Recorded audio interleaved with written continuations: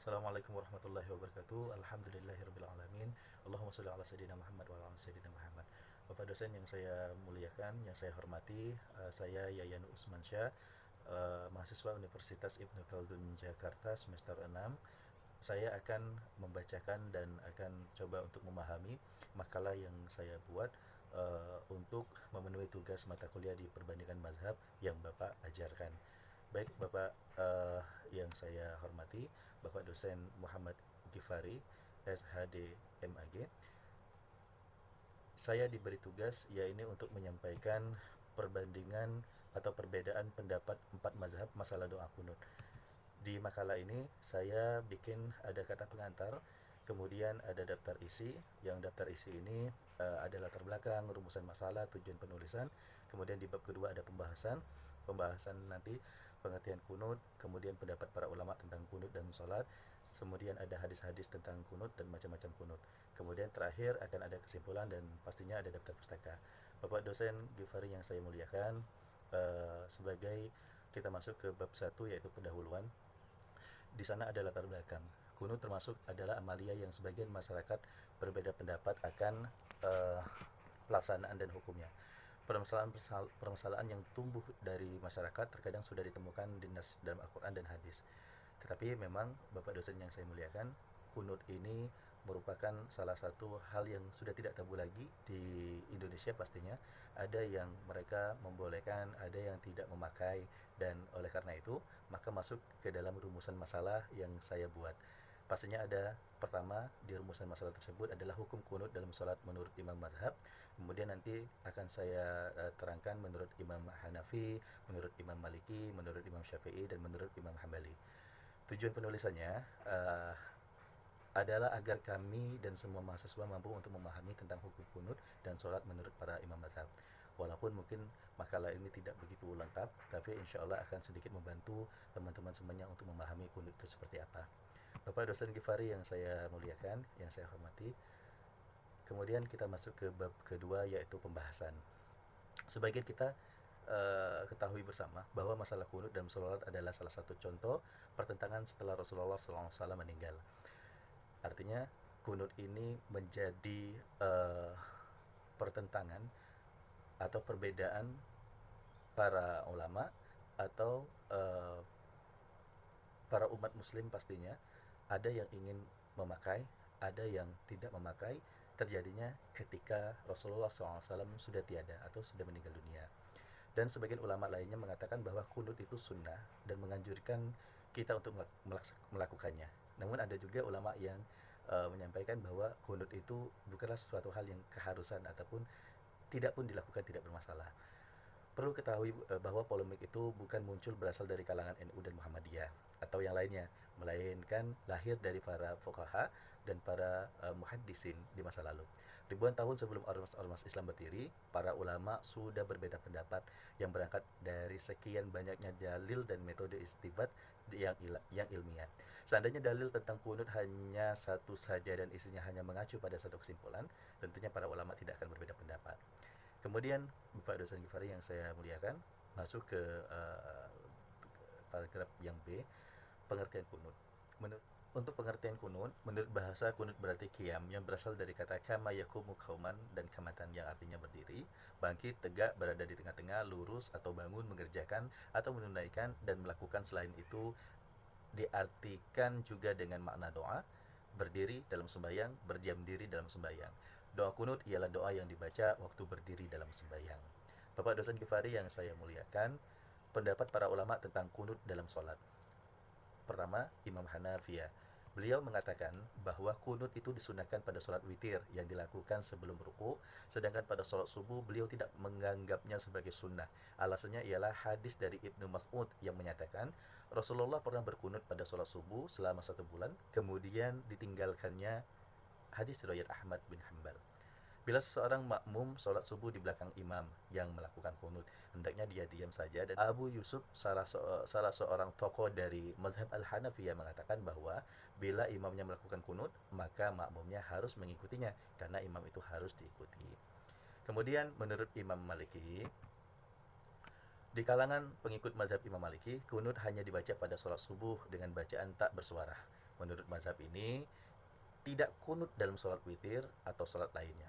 Sementara itu kunut pada sholat-sholat lain dimakruhkan. Membaca kunut sebelum ruku lebih utama, tetapi boleh juga membacanya setelah ruku. Adapun doa kunut yang dipilih ialah Allahumma inna nasta'inuka dan seterusnya. Seperti yang dipilih dalam mazhab Hanafi. Menurut mazhab Imam Malik, kunut dapat dikerjakan dalam sholat munfarid atau berjamaah, tetapi dengan bacaan sir. Boleh mengangkat tangan ketika membaca kunut dan boleh juga tidak mengangkat tangan. Dan yang ketiga, menurut Imam Syafi'i mengatakan bahwa kunut disunnahkan pada sholat subuh dan dilakukan sesudah ruku pada rakaat kedua, bukan pada sholat witir atau sholat yang lainnya. Adapun alasannya ialah hadis dari Anas bin Malik yang menyatakan Rasulullah SAW senantiasa membaca kunut dalam sholat subuh hingga beliau wafat. Hadis riwayat Ahmad bin Hanbal, Abdul Razak, Ad-Darqutni. Imam hendaknya berkunut dengan lafaz jamak dan menjaharkan, mengeraskan suaranya dengan diamini oleh makmum hingga lafaz waqini syarra ma qadai. Setelah itu dibaca sir, tidak dikeraskan, mulai lafaz fa'innaka taqdi dengan alasan bahwa lafaz itu bukan doa tapi pujian.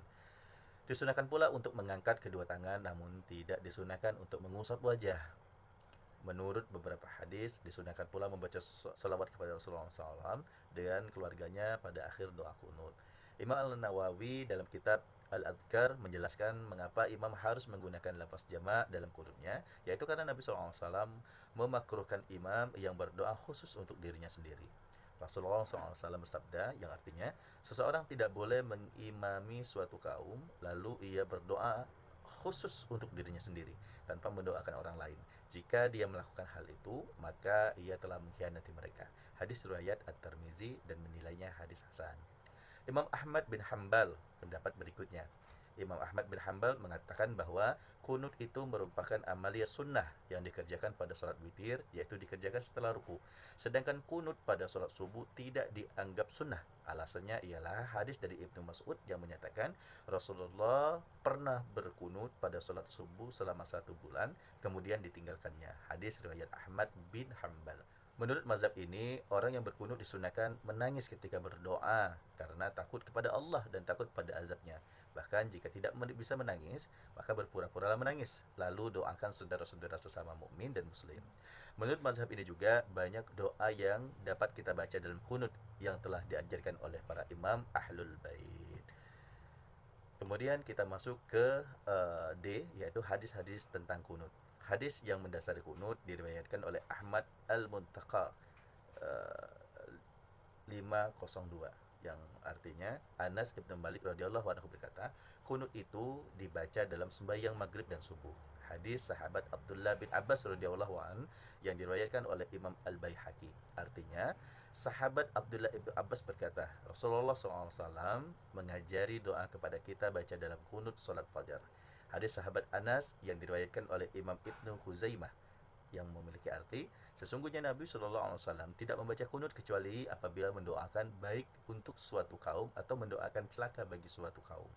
Hadis yang diriwayatkan oleh Imam Ad-Darqutni, Abdul Razak, Abu Nuaim, Ahmad Al-Baihaqi dan Imam Hakim yang memiliki arti, sesungguhnya Nabi SAW membaca kunut selama sebulan dalam mendoakan kehancuran bagi pembunuh sahabatnya di sumur Ma'unah. Kemudian beliau meninggalkannya. Sedangkan untuk kunut subuh beliau selalu membacanya sampai meninggal. Kemudian kita masuk ke hadis penentang kunut. Hadis penentang kunut, ada suatu riwayat Salim ibnu Abdullah ibnu Umar menerangkan bahwasanya Ibnu Umar mendengarkan Rasulullah SAW apabila mengangkat kepalanya dari ruku dalam rakaat yang akhir dari subuh membaca Allahumma al-fulanan wal-fulanan wal-fulanan. Nabi membaca yang tersebut sesudah membaca Sami Allahu liman hamida Rabbana walakal hamdu, maka Allah pun menurunkan ayat laisa laka minal amri syai'un au yu'adzibahum au yatuba alaihim fa innahum zalimun. Engkau ya Muhammad tidak mempunyai urusan apa-apa terhadap mereka. Allah yang mengazab mereka ataupun menerima taubat mereka. Mereka sesungguhnya orang-orang yang zalim. Artinya, tidak ada campur tanganmu, Muhammad, dalam urusan mereka itu. atau Allah menerima taubat mereka atau menghukum mereka, karena sesungguhnya mereka itu orang-orang yang zalim. Quran Surat Ali Imran 128. Artinya bahwasanya Nabi Muhammad SAW kunut 1 bulan mendoakan celaka bagi satu suku orang Arab, kemudian dihentikan kunut itu. Hadis sahih riwayat Imam Bukhari dan Muslim. Anas bin Malik menerangkan yang memiliki arti bahwasanya Nabi SAW pernah berkunut sebulan lamanya, sesudah itu tidak pernah lagi. Menurut ulama Hanafiyah dan Hanabila, doa kunut dalam sholat subuh itu tidak ada. Mereka berdasarkan hadis yang memiliki arti dari Ibnu Mas'ud. Beliau berkata, tidak pernah kunut Nabi Muhammad SAW dalam sembahyang apapun. Jadi banyak terdapat dalil yang memperkuat dibolehkan atau melarang kunut dibaca dalam sholat. Ulama dan mazhab Malikiyah, Syafi'iyah, Hambaliyah, dan Hanafiyah serta mazhab-mazhab yang lain pun memiliki dasar hadis yang berbeda-beda tentang pelaksanaan kunut dalam sholat.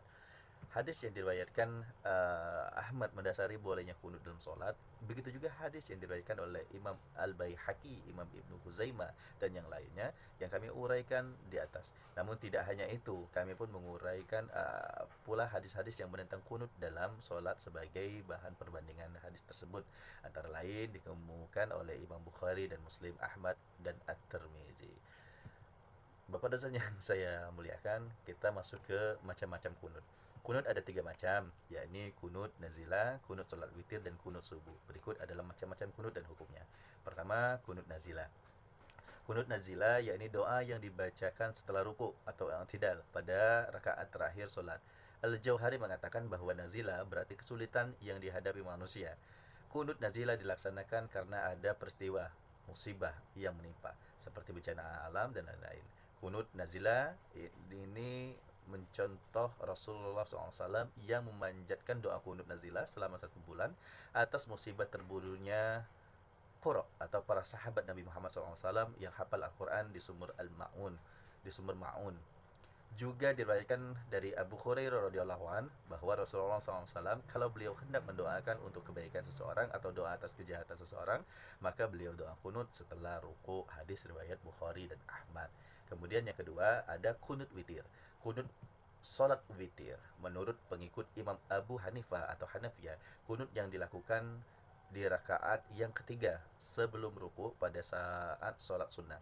Menurut pengikut Imam Ahmad bin Hanbal, kunut witir dilakukan setelah ruku. Menurut Imam Syafi'i atau Asy-Syafi'iyah, kunut witir dilakukan setelah ruku pada separuh bulan Ramadan. Akan tetapi menurut pengikut Imam Malik, kunut witir tidak disunnahkan. Kunut subuh, yakni yang ketiga yang kita bahas, kunut pada rakaat kedua solat subuh. Menurut pengikut Imam Abu Hanafiyah dan Imam Ahmad, doa kunut solat subuh hukumnya disunahkan karena hadis Nabi Muhammad SAW bahwa beliau pernah melakukan doa kunut pada solat fajar selama sebulan telah dihapus atau mansukh dengan ijma' sebagaimana diriwayatkan oleh Ibnu Mas'ud. Nabi SAW telah melakukan doa kunut selama 1 bulan untuk mendoakan atas orang-orang Arab yang masih hidup.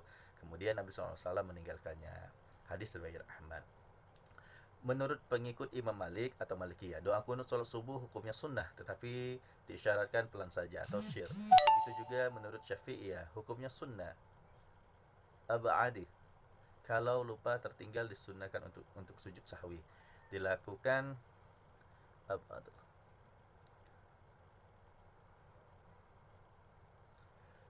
pada rakaat yang kedua salat subuh. Sebab Rasulullah SAW ketika mengangkat kepala dari ruku atau i'tidal pada rakaat kedua salat subuh, beliau membaca kunut dan kemudian Rasulullah SAW lakukan sampai meninggal dunia atau sampai beliau wafat. Hadis riwayat Ahmad bin Abdul Razik. Sedangkan menurut Imam Ja'far, kunut disunnahkan baik dalam salat fardu maupun salat sunnah, yaitu pada setiap rakaat kedua, kecuali salat witir, yaitu sesudah membaca surah dan sebelum ruku. Permasalahan kunut subuh sejak dulu memang sudah menjadi polemik. Para ulama dari kalangan mazhab Hanafi, Hambali berpendapat bahwa kunut pada saat sholat subuh tidaklah dianjurkan. Maka janganlah kita heran atau suudzon apabila kita melihat kelompok tertentu ketika melakukan sholat subuh tidak membaca doa kunut. Karena bisa jadi mereka adalah para pengikut mazhab Hanafi atau mazhab Hambali. Mereka yang tidak membaca doa kunut pada sholat subuh bersandar pada hadis yang diriwayatkan oleh Ibnu Hibban dan Ibnu Khuzaimah, dan disahihkan dari sahabat Anas radhiyallahu an bahwa Rasulullah SAW tidak pernah melakukan kunut subuh kecuali ketika terjadi zillah atau bencana. Sedangkan dari kalangan mazhab Syafi'i dan Maliki berpendapat bahwa kunut subuh hukumnya adalah sunnah.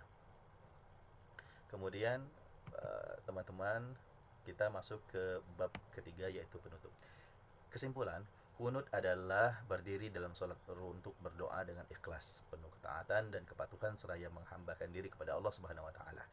Hukum kunut menurut para ulama adalah sunnah, walaupun dengan beberapa perbedaan pandangan tentang kunut itu sendiri. Menurut pendapat para ulama yang dikemukakan di atas, terdapat perbedaan pendapat tentang di mana kunut itu dilakukan, baik setelah ruku ataupun sebelum ruku.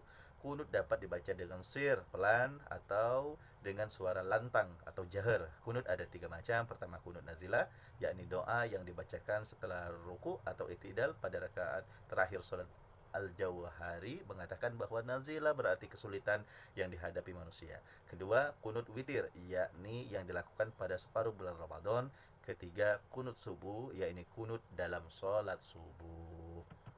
Baik, terima kasih Bapak dosen yang kami muliakan, yang saya hormati. Semoga apa yang saya sampaikan ini bisa memenuhi tugas di perkuliahan kita, dan teman-teman semuanya juga bisa dapat memahami apa yang saya sampaikan, dan insya Allah akan ada keberkahan, dan keberkahan itu tentunya datangnya dari Allah Subhanahu wa taala.